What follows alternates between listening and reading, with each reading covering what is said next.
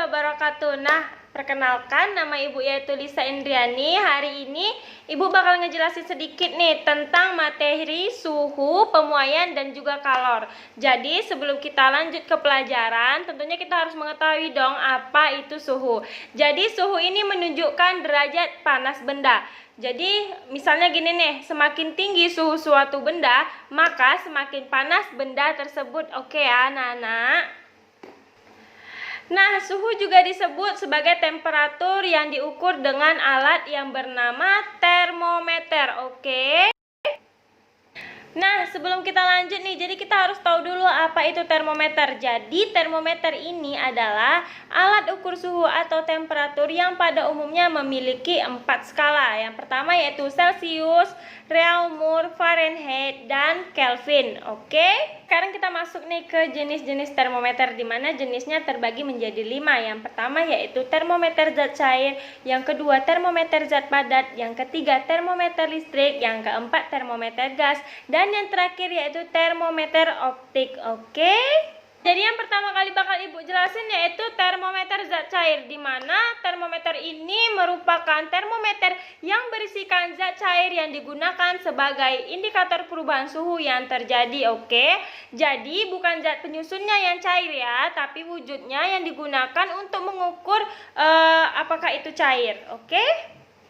Nah, Ibu ambil contoh yang pertama itu termometer zat cair adalah termometer klinis, di mana termometer ini digunakan untuk mengukur suhu tubuh manusia ataupun makhluk hidup lainnya ya.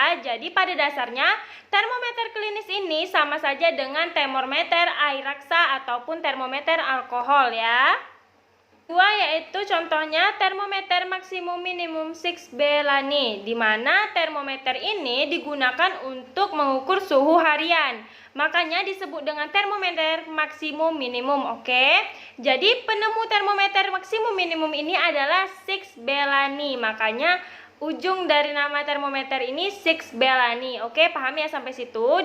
Dan juga ya Ibu jelaskan, suhu harian ataupun suhu dalam skala waktu tertentu biasanya mengukur suhu dalam 24 jam ya nak. Jadi contoh selanjutnya yaitu termometer ruangan dan juga termometer laboratorium, di mana bedanya ini termometer ruangan digunakan untuk mengukur suatu suhu ruangan. Contohnya seperti berada di ruang inap rumah sakit. Nah, yang selanjutnya yaitu termometer laboratorium. Kalau termometer laboratorium ini digunakan untuk penelitian di dalam laboratorium. Contohnya mengukur suhu air di dalam termos. Oke, paham ya sampai di sini? Nah, selanjutnya yaitu termometer zat padat, di mana termometer ini adalah termometer yang menggunakan reaksi yang terjadi pada zat padat sehingga indikator tersebut mengalami perubahan suhu. Oke. Nah, contoh dari termometer zat padat ini seperti termometer bimetal, termometer hambatan platina, dan juga termokopel. Oke, paham ya sampai di sini? Nah, selanjutnya yaitu termometer gas, di mana termometer ini adalah alat pengukur suhu yang menggunakan perubahan dan besar tekanan gas sebagai indikator perubahan suhunya ya. Nah, selanjutnya yaitu termometer optik, di mana termometer ini menggunakan prinsip warna dan juga cahaya. Jadi, termometer optik ini adalah alat pengukur suhu yang menyesuaikan warna cahaya dan kilauan zat atau radiasi termal dengan indikator konversi yang ada pada alat tersebut ya. Jadi, salah satu contoh dari termometer jenis ini adalah termometer optik dan juga pirometer. Oke.